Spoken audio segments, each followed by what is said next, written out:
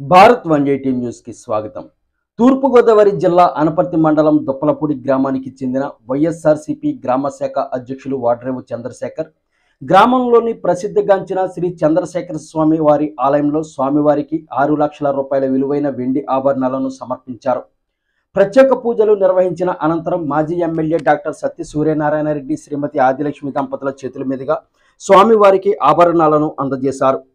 ఈ కార్యక్రమంలో మండల కన్వీనర్ సత్య రామకృష్ణారెడ్డి, అనపర్తి టౌన్ అధ్యక్షులు నల్లమిల్లి మురళీమోహన బాలకృష్ణారెడ్డి, నేషనల్ వెంకటరెడ్డి, వల్లభశెట్టి రామసతీష్, వల్లభశెట్టి శ్రీనివాస్, ఓగిరెడ్డి శ్రీనివాసరెడ్డి, చిలకమర్తి శ్రీను, దొండపాటి మణికంఠ, వల్లభశెట్టి ధర్మరాజు, జంపా రాజు అధిక సంఖ్యలో గ్రామస్తులు పాల్గొన్నారు.